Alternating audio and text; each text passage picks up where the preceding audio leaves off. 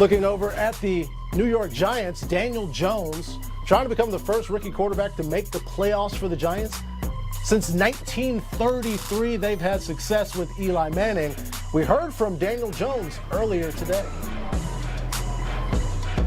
It's hard to see by his demeanor if he's not confident about anything, and I think that was what was great and on display last week was his toughness and his poise, and I think those are things that we saw ahead of last week's game, and you just got to build on it. We all know this is a game of consistency, and sometimes it's 5, sometimes it's 4, sometimes it's 4, sometimes it's 6, sometimes it's 7, sometimes it's 8 days. You play another one, and you got to be at your best, and he's aware of that.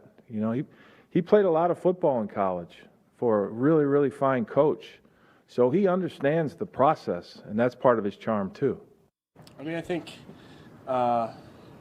these wins. I think, any game in the NFL, and people talk about it all the time. These games are gonna come down to 4 quarters. Or everyone's good in the NFL, and you're gonna have to compete. You're gonna have to try to, play a 4-quarter game. And we weren't perfect by any stretch, but I thought we competed for 4 quarters, and that's what helped us win. Yeah, I'm excited to. Run out there in front of Giants fans and play first game here. So that'll be fun. We had some good support down there in Tampa Bay, and certainly very appreciative of that. But it'll be fun to run out here. Can imagine what MetLife is going to sound like when number 8 jogs onto the field. Coming up here, we got Kim Jones with the Giants. We just heard from Daniel Jones. Kim, you were there for the whole thing. What was your biggest takeaway? A couple of takeaways, one specific to Daniel Jones, Patrick, and that's the idea that he emphasized a few times. Yes, we did enough to win the game on Sunday, but we certainly have a lot to correct. A pretty mature tone, not surprising if you've ever spoken to or listened to Daniel Jones, but a mature tone for a rookie. There's no, jumping up and down and celebrating the win on Sunday. They just got back to work, and I think that speaks well of Daniel Jones and his mindset and his approach. I will tell you this from being in the Giants locker room, though. Some players who've been around long enough. That includes Evan Engram. That includes Sterling Shepard. I mentioned to them, the Giants lately have not won a lot of games like you won on Sunday.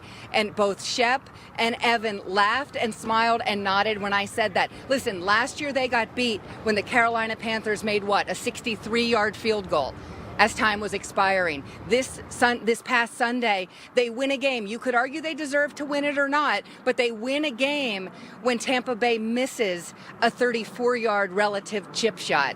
Perhaps along with the addition of Daniel Jones as the starting quarterback, perhaps some of the good fortune is changing around here as well. If so, the locker room obviously would welcome it. Yeah, small margins in the NFL, just a little bit can be the difference between wins and losses. Something we spoke about with Ian earlier, Kim, Saquon Barkley going to get a second opinion on his ankle today. It's going to be big shoes to fill for anybody coming in and starting in the NFL. Probably bigger to fill in for Saquon Barkley. What are the Giants saying about their opportunities on the depth chart? Well, not surprisingly, they all say it to a man in the locker room that they have confidence in Wayne Gallman, and he is the Giants' starting running back now with Saquon out. The question of what they do beyond that is a big question, though, Patrick. The Giants had only 2 running backs on their roster.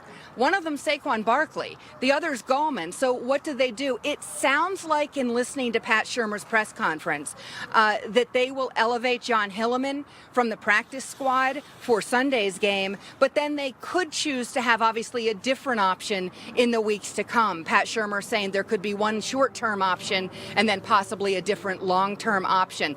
Sterling Shepard did say to me, listen, Saquon's the best back in the league. Of course, we're going to lose something, but he said Wayne Gallman runs with tenacity and has a lot of heart, and teammates certainly appreciate that. But know this about Saquon Barkley. Since he stepped in this building and played his first game, he has 400 offensive touches. 400. Next on this Giants roster is Sterling Shepard with 84, an enormous part of their offense. 77% of their rushing yards since 2018 left the building when Saquon injured that ankle and for as long as he is out. Yeah, and upwards of 35% of their total offense since he came into the league. A big part of the team, a big part of the organization. We'll see how they do without Saquon. Kim Jones live there in East Rutherford with the Giants. Thanks, Kim. Coming up here on NFL Now, let's get some opinions on some young quarterbacks from a guy who is in Canton. Kurt Warner joins us on the youth movement in the NFL. Coming up next on NFL Now, and what will it take to knock the Patriots off the top of the East? Will the Bills have them in their sights? That's coming up next on NFL Network. Big handoff. He's to the 5. He's in. Touchdown, Giants. Daniel Jones. Got Ingram on the run. He steps out of a tackle across midfield to the 45. Down the left sideline. Touchdown, Giants. 75 yards. Catch and run to Evan Ingram. Fires one right into the end zone. Caught for the touchdown by Sterling Shepard. What a catch by Shepard. Daniel Jones on a 7-yard run on a 4th and 5 from the 7. And the Giants have tied it up with 1:16 to go. So here's the comparison. Of course, Eli Manning has played in a lot of games, but this season as a starter, Daniel Jones has Eli in completion percentage, pass yards per game, touchdowns, and passer rating. So let's get an evaluation of the Giants rookie quarterback from our Hall of Famer, Kurt Warner, joining us now on NFL Now. You've seen what Daniel Jones could do, Kurt, in his first start. Do you feel like this offense now, is it enough to say it's better with Daniel Jones than Eli Manning? Well, I mean, I don't know if I'm quite ready to say that, but there were some things and additions, I think, advantages they gained with Daniel Jones in there. And, we saw the rushing touchdowns, which are obviously a bonus, but there were also some times where he moved inside the pocket. That athleticism allowed him to buy some time and make some big plays down the field. Doesn't hurt that Sterling Shepard is back in the mix. He got some help from a guy like Evan Ingram, one-handed catch on the first drive to keep a drive going, the big catch over the middle, the catch and run for the touchdown. So he got some help from the guys around him, which he's going to need along the way. But I think the mobility factor helped out a lot with some of the issues they've had at the offensive line. And looking over to the Arizona Cardinals, they had the #1 overall pick. They get Kyler Murray. He had a nice debut, kind of up and down in the preseason. It's been that way, Kurt, in the season as well as he and the offense mature. What are you seeing? How would you evaluate this year's #1 overall pick?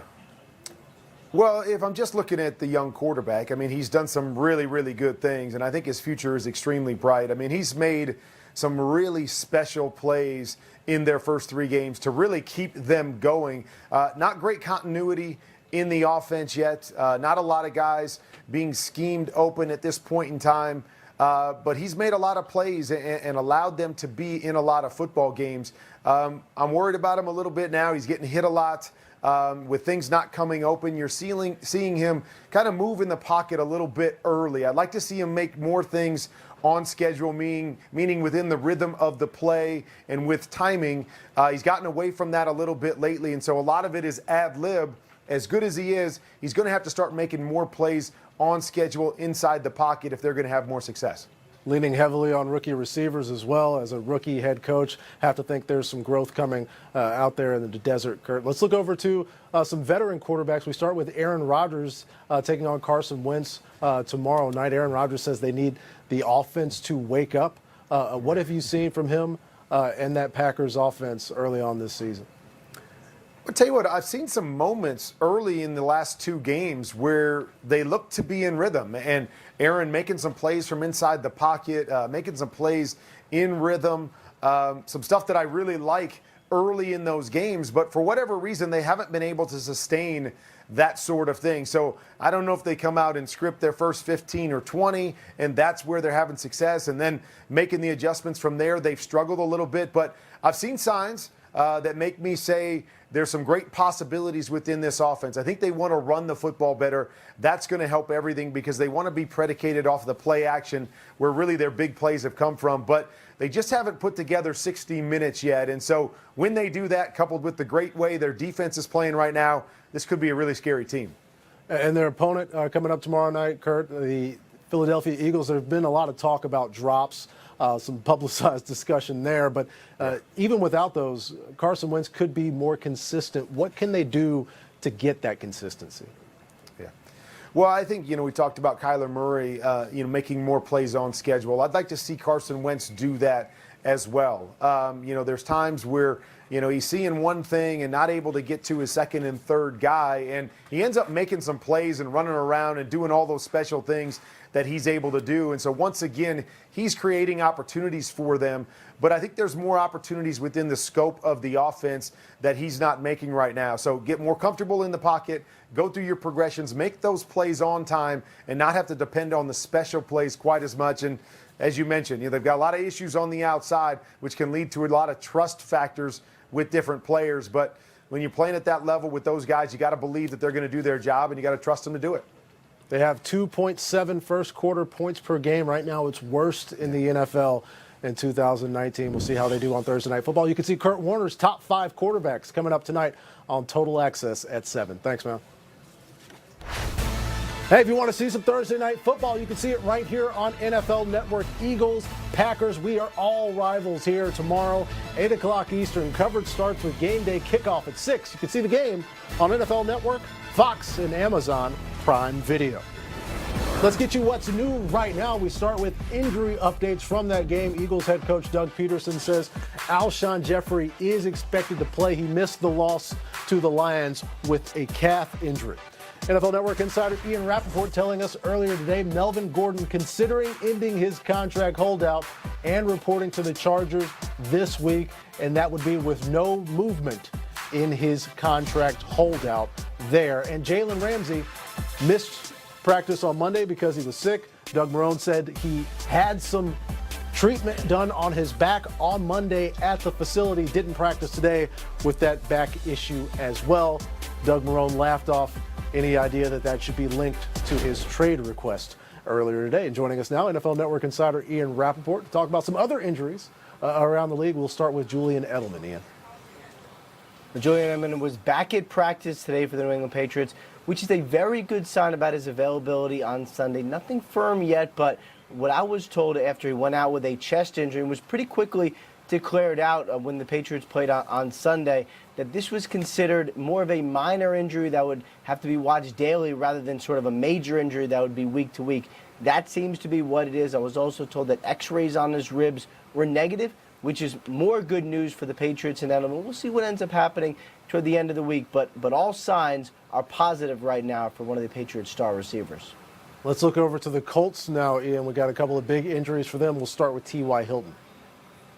T.Y. Hilton, whose injury is probably not as rosy as Julian Edelman's is, had a quad injury that he actually re-aggravated before this touchdown catch you're seeing. Did not play in the second half. What the team did was really kind of pull back on him and make sure that he did not re-aggravate this or just did not hurt it worse. So he didn't play the rest of the game and did not practice today. And then another big one for the Colts that we were monitoring, Darius Leonard, their defensive star, one of the best young defensive players in football, still in the NFL's concussion protocol, and did not practice today, which often is an indication that he's going to miss another week with that concussion. Yeah, something for us to watch going into this weekend. They've got the Raiders coming up. NFL Network insider Ian Rappaport. Thanks, Matt. Coming up here on NFL Now, we hear from head coach Ron Rivera. Kyle Allen taking the league by storm. What do they expect? That's coming up on NFL Now.